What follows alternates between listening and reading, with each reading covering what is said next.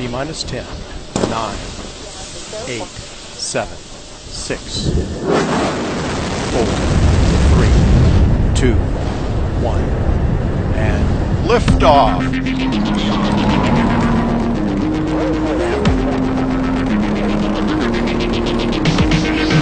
When NASA's new launch system, SLS, has its first flight, known as Exploration Mission 1, it will carry the unmanned Orion spacecraft on a voyage to the Moon and back. It will also be carrying multiple small spacecraft as secondary payloads.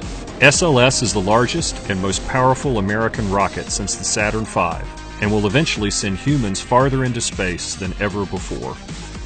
2 minutes into the flight, the twin solid rocket boosters will burn out.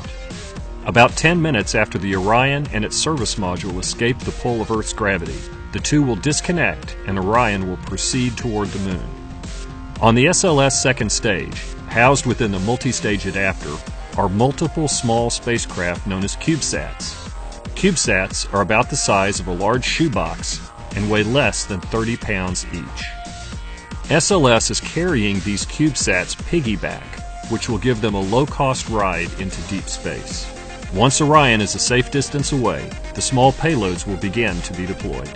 The dispensers on the adapter ring completely isolate the CubeSats from the SLS. They require no power and operate completely independently of the rocket.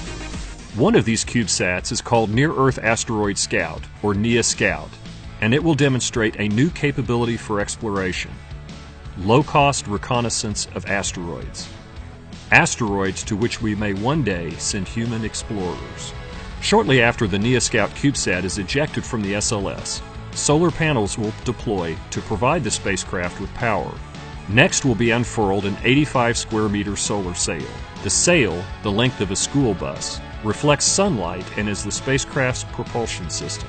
This is the largest solar sail ever deployed by the United States. NEA Scout will fly by the Moon, which will help send it on its way to the target asteroid. The key to enabling this low-cost reconnaissance capability is the propulsion system that will enable the NEA Scout to go from near-Earth space to a deep space rendezvous with an asteroid. Using the sunlight pressure, NEA Scout will continuously alter its trajectory as it moves toward its asteroid rendezvous. Sunlight particles, or photons, which in this case behave like tiny ping-pong balls as they bounce off the sail, push on the sail as they reflect from it.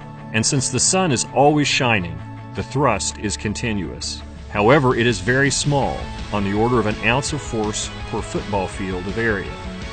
Once at the asteroid, NEA Scout's onboard camera will image its surface in detail, answering many questions about the asteroid's composition and history. Exploration Mission 1 will serve as a proving ground for the integrated Orion spacecraft and the Space Launch System. In addition, it will provide an enabling capability for flying interplanetary small spacecraft for science and exploration.